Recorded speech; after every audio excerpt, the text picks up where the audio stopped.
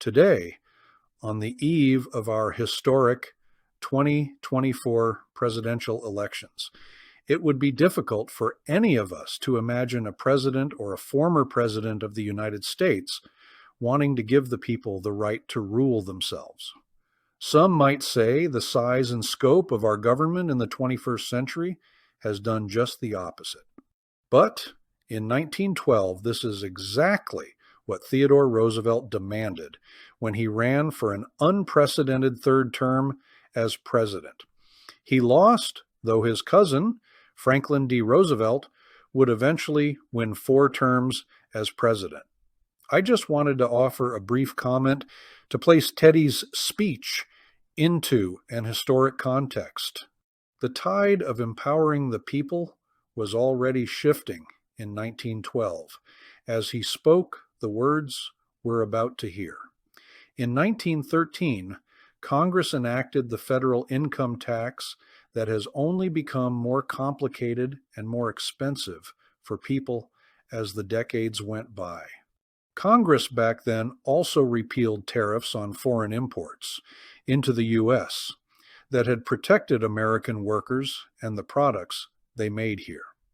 There's more, but I think the few things I mentioned sets the stage for the altruistic goal that this legendary president once advocated.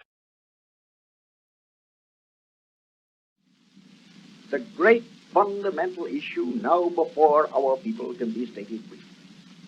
It is, are the American people fit to govern themselves, to rule themselves, to control themselves? I believe they are. My opponents do not. I believe in the right of the people to rule. I believe that the majority of the plain people of the United States will, day in and day out, make fewer mistakes in governing themselves than any smaller class or body of men, no matter what their training, will make in trying to govern them. I believe again that the American people are as a whole capable of self-control and of learning by their mistakes. Our opponents pay lip loyalty to this doctrine, but they show their real beliefs by the way in which they champion every device to make the nominal rule of the people a sham. I am not leading this fight as a matter of aesthetic pleasure. I am leading because somebody must lead, or else the fight would not be made at all. I prefer to work with moderate, with rational conservatives, provided only that they do in good faith strive forward toward the light. But when they halt and turn their backs to the light, sit with the scorners on the seats of reaction, then I must part company with them. We, the people, cannot turn back.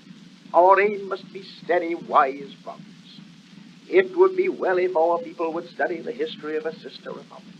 All the woes of France for a century and a quarter have been due to the folly of her people in splitting into the 2 camps of unreasonable conservatism and unreasonable radicalism.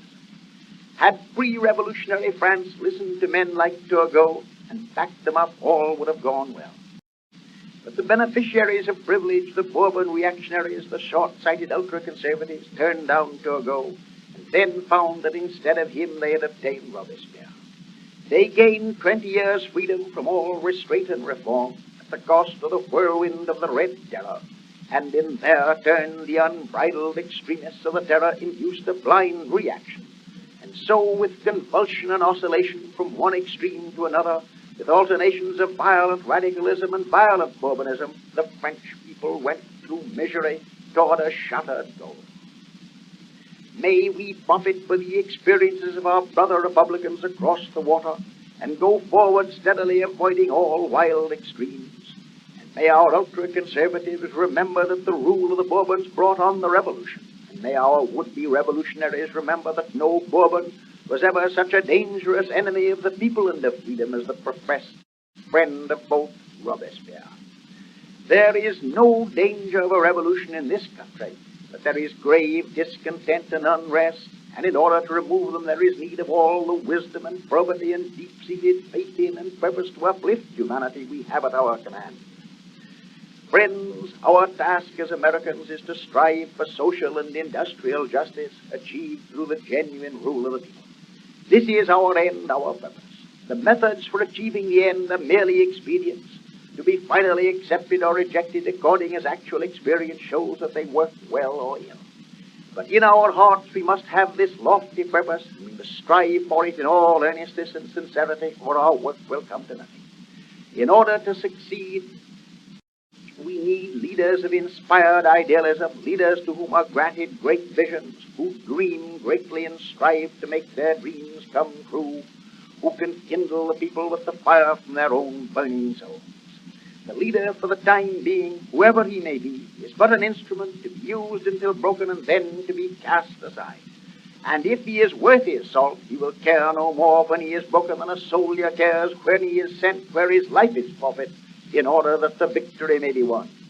In the long fight for righteousness, the watchword for all of us is spend and be spent.